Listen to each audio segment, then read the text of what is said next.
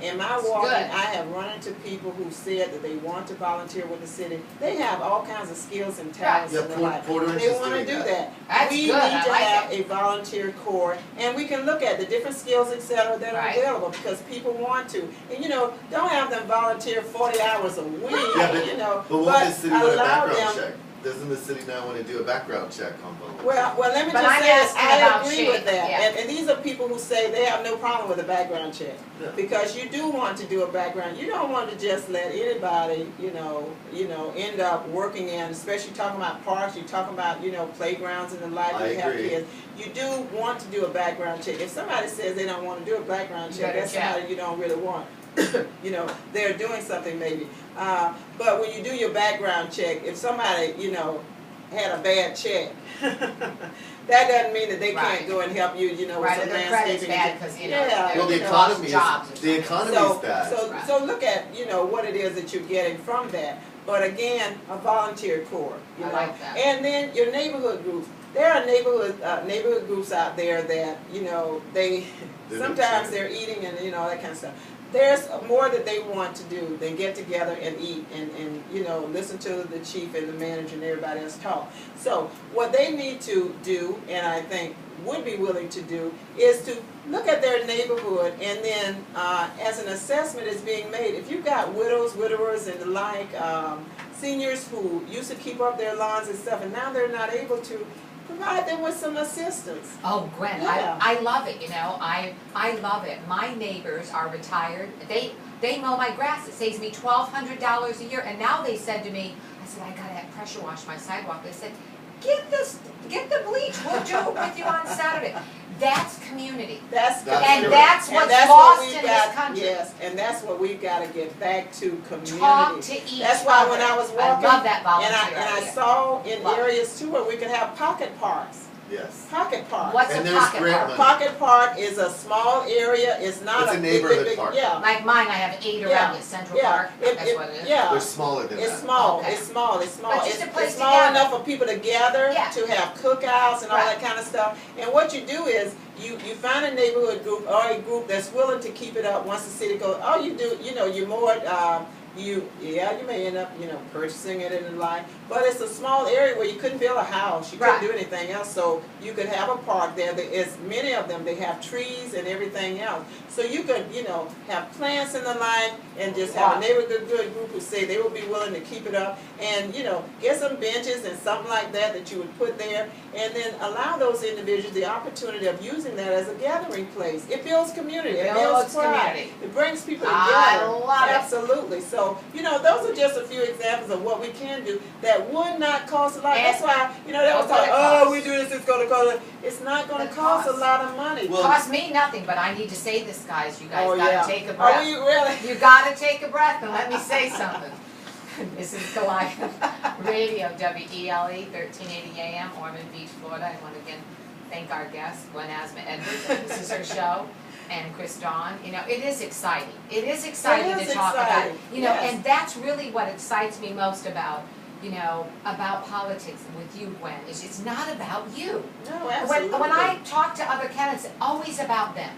Right. It's always about, see me, and it's not about you. I love these ideas. One of the best things we can do is bring people together. That is what's missing. And that's why people don't talk to each other, so they don't get out and care. So let's talk. I know one thing that I want to talk about is, we talked a little bit about the taxes. Let's talk about, let's talk about homeless services in Tiger Bay Village. You don't want to talk about that? Well, first I'd like to talk about planned shrinkage. Okay. Because and explain to our listeners what that is. Well, and I want you to know you can go on the internet and go to Wikipedia, and you can put in a search for what's called planned shrinkage. I see that right here. And so I'd encourage the audience to listen. I'm gonna just read a few highlights, and essentially in a nutshell, what planned shrinkage is a governmental policy to basically starve out specific areas of the city that are suffering from urban decay, crime, and poverty. Oh, I love it. Okay? I love it. And what it does is it encourages the exodus of undesirable populations. And by not giving them services, by not, cleaning up and doing stuff that you do other areas No around. code enforcement. Yeah. No good zoning, so like what the stories you hear about, Right. your house catches on fire, Betty. Right. By the time you negotiate with your insurance company, it's 3 months. Right. So your house is actually zoned office, so guess what? You can't fix it unless you turn your house into an office. And you can't live in it because it's zoned as an office. And staff will tell you, oh, and by the way, you need to put in a parking lot because you're zoned office. Or the other thing in a lot of the old neighborhoods in Daytona is they're zone non-conforming, which means you're not allowed to fix it, period. So this would be plans shrinkage, Yeah, well, so we these can are start doing something. Well, no, but the whole thing is I want the community to start talking about They this. don't want you to start doing it. They want to They want get you to riot. out. They don't want you to rebuild your house. Yeah. They want you to They move I away. want all of the undesirables to leave so that they can then use that land how they see Yeah, fit and and have it planned to But use. that's what I'm saying. I'm saying Yeah, that let me this is finish. government. This Yeah. is the governmental Mhm. policy where if you don't have code enforcement or police protection, And they're trying to take or, it. or allow you to use your land the way it's supposed to, All right. it creates blight on purpose. Wow. And it Interesting. opens up the blighted neighborhoods for development by private interests. Right. Yeah. So then if this plan was hatched out like urban renewal was, Right. so if the whole thing with Daytona was like 40 years ago, they decided we're just gonna blow it all up, but again, that doesn't make sense, but that's why we won't allow like the Midtown neighborhood they're fighting the Midtown plan, which by the way is an amazing Great plan. It's a great It's plan. a great And, plan. the thing is that everybody agrees it's a great plan, and then, last commission meeting, they were arguing about, let's see, well, did we accept the plan? And, the bottom line is accepting the plan is not approving the plan.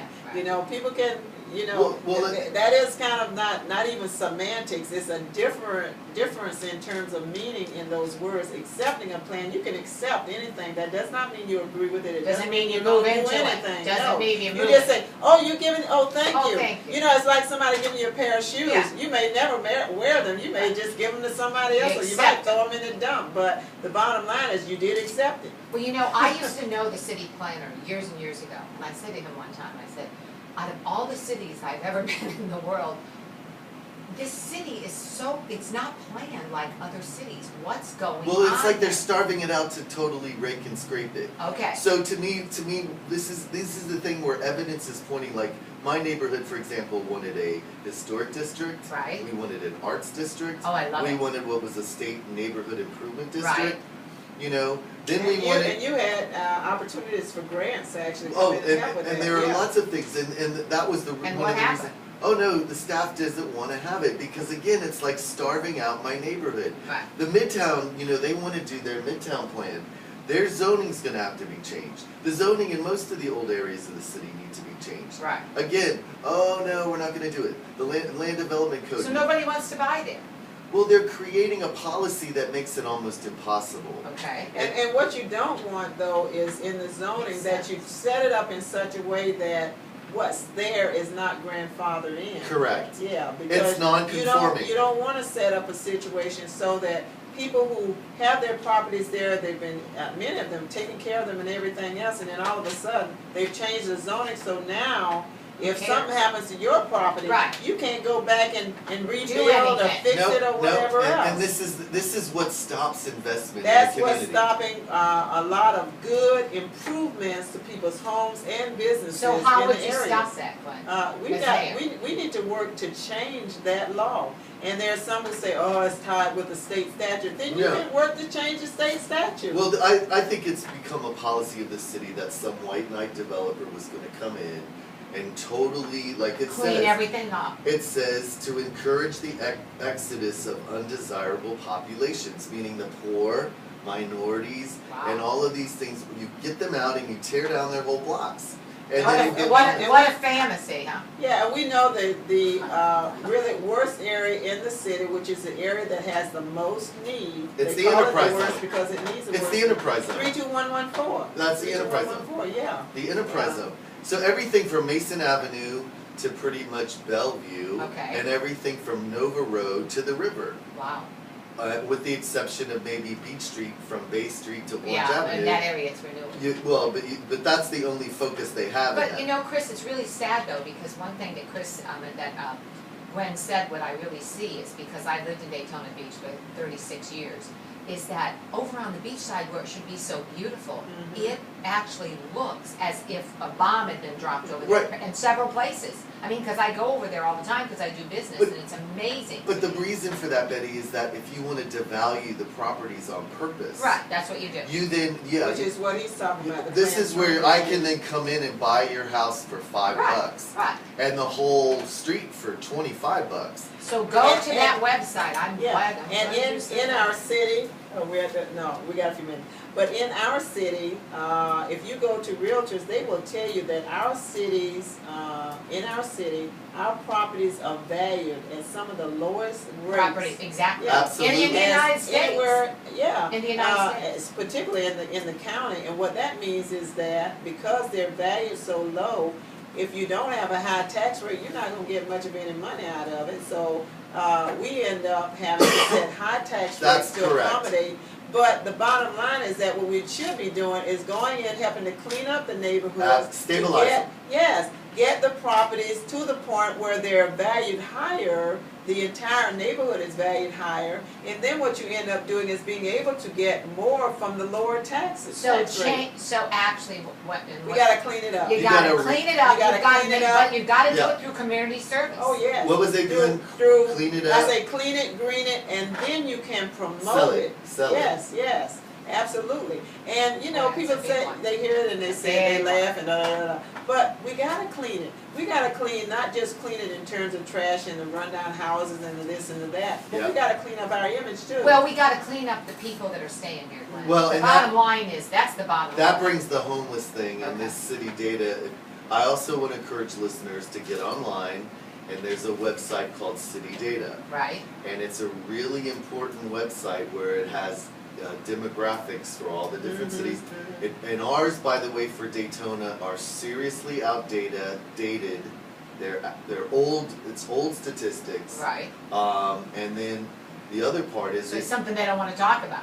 well, no. The thing is, it's like they're using statistics that are from the 2000 And that's census. because they Okay. haven't been updated, and they aren't updated because sometimes they depend on city staff to provide some updates. But a lot of the cities, actually, once their census data is in place, it's University of Florida that actually comes in, and then they gin up those numbers and put them together and make them work. Well, all I want to get to is there are people out here who are getting paid Right, good money. okay. That their job is to make sure to sell it like Gwen's talking about, and it causes problems to attract new investment because our statistics are wrong. So what is that website? It's called City Data. City Data, City Data. okay, It's city-data.com. okay. And you can look up Daytona Beach. And then they have what's called the Central City neighborhood, which is the 32114. Right, Again, it portrays this really negative picture about Daytona that's not accurate. right.